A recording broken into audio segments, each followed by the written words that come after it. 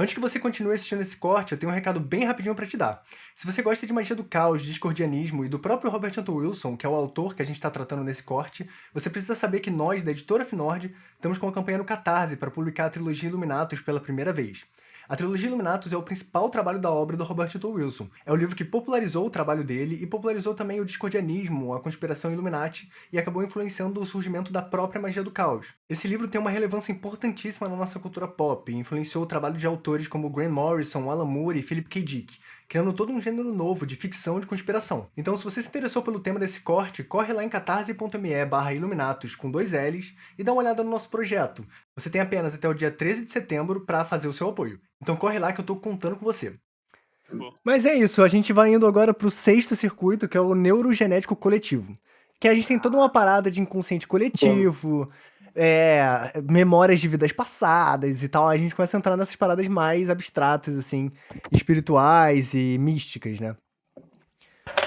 Que basicamente vai ser essa ideia. Opa, peraí. Eu tô vendo um recuo meu. Deixa eu ver. Acho que é do Dark Knight. Vou mutar ele aqui. Tá. Mas o 6º circuito neurogenético coletivo vai trazer toda essa ideia da mente conectada com outras mentes, basicamente, né? Através de outra forma de existência que não é, tipo, exatamente a realidade física. Mas também ele não chega aí a um lado tão espiritual e místico, assim, de falar, tipo, existe um outro mundo das ideias, em que as ideias habitam. É realmente uma questão, por isso que traz muita questão quântica, né? Seria uma questão de sobreposição de estados e relação entre partículas, entre coisas no universo, não de forma direta, né? Eu gosto muito da explicação, ou da interpretação, de que, por exemplo, sincronicidades, essas coisas, nada mais é do que o universo se comunicando através de significados, né? Então, tipo, a gente consegue compreender com muita facilidade uma causa e consequência tradicional. Então, tipo, isso causa tal coisa. Mas a gente tem muita dificuldade de aceitar a ideia de, por exemplo, o significado de uma coisa influenciando o significado de outra coisa. Simplesmente por estarem relacionadas. Então você sonha com algo, você sonha com o exemplo clássico, né? Você sonha com um besouro. Aí você chega no seu consultório lá, a história do Jung, né?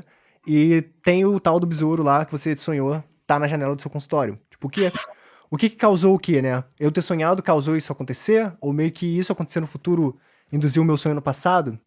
Ou será que nenhum dos dois? Será que as duas coisas simplesmente estão conectadas pelo seu significado e é simples assim? Tipo, entendeu? Não tem causa e consequência.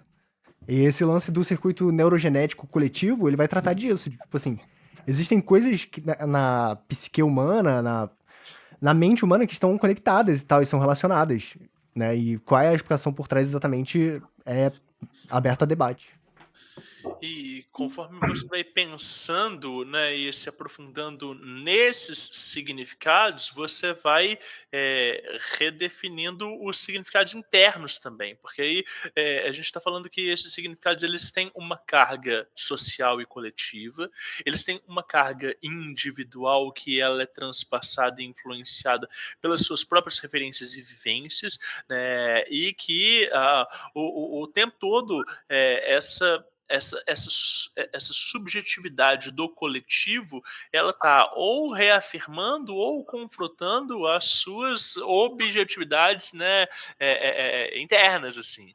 Então, eu posso acreditar, sei lá, que o meu país é o melhor do mundo, né? Porque talvez eu tenha sido bombardeado por um viés nacionalista muito grande, mas quando eu sou confrontado com uma série de dados ou quando, né, a realidade de alguma forma se impõe em relação a mim, é, eu vou ter esses significados meio que pressionados, né? Eu não sei se esse foi um bom exemplo, mas quando a gente está trazendo essa questão do besouro no consultório do Jung, né, tem toda uma carga prévia do que um besouro pode significar e tem também uma carga, né, do inconsciente coletivo acerca daquilo ali, né?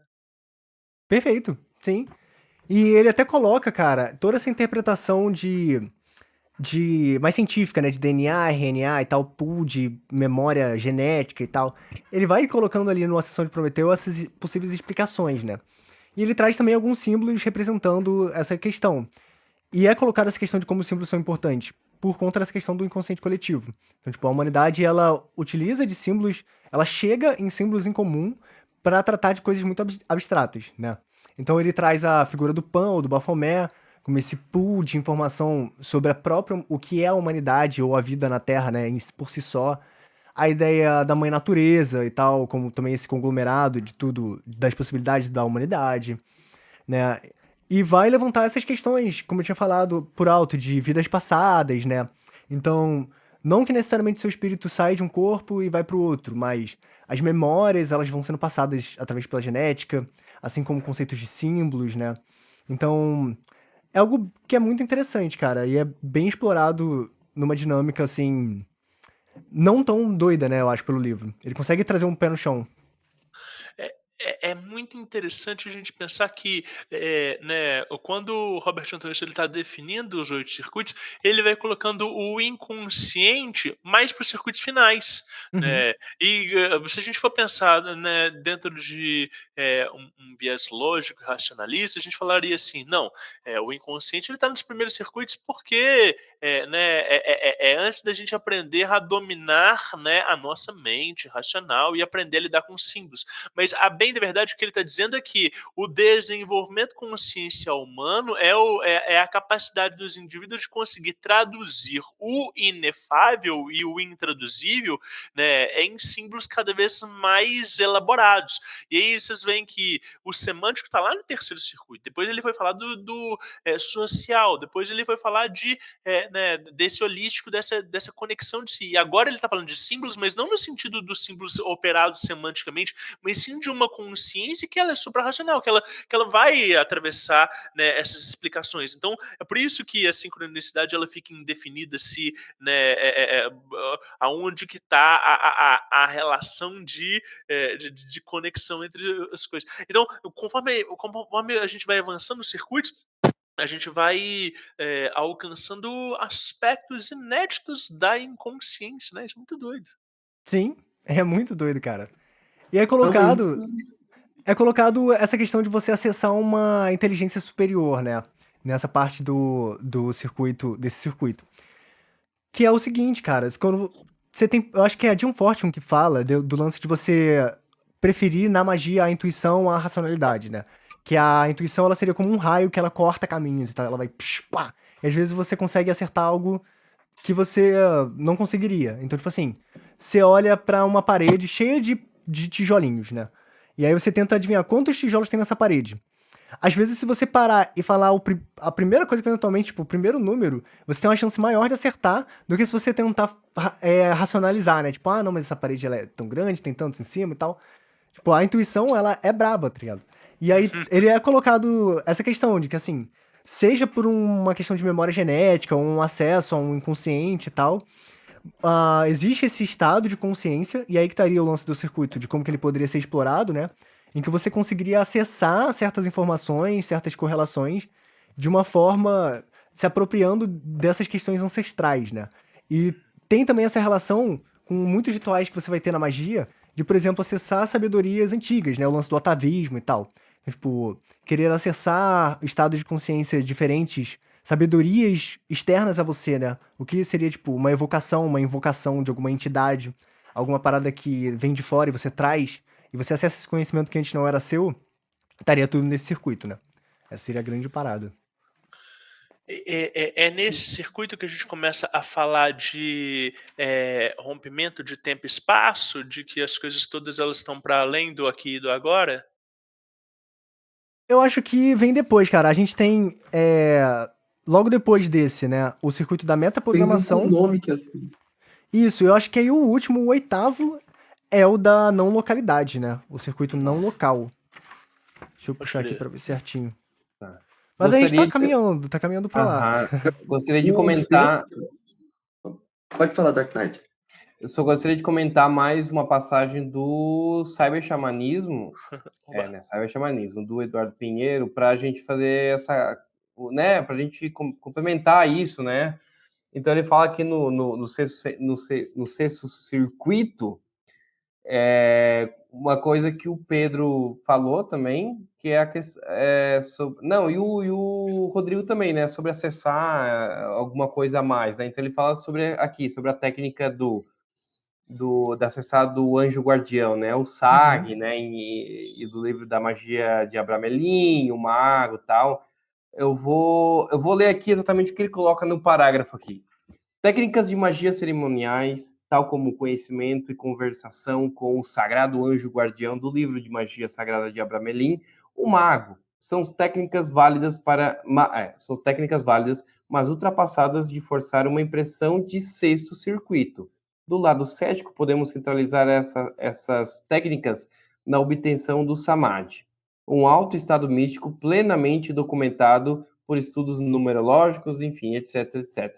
Mas tem um parágrafo também interessante que me chamou a atenção, que está logo acima desse aqui, que fala assim: já o xamã nesse circuito é um patife. Ele prende gatinhos em árvores só para ensinar belas lições para eles.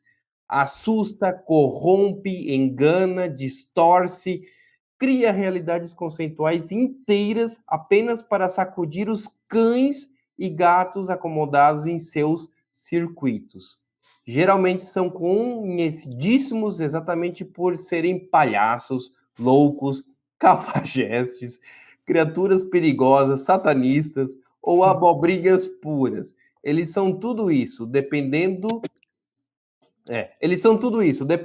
tão somente do circuito do observador. Perfeito. Achei interessante isso.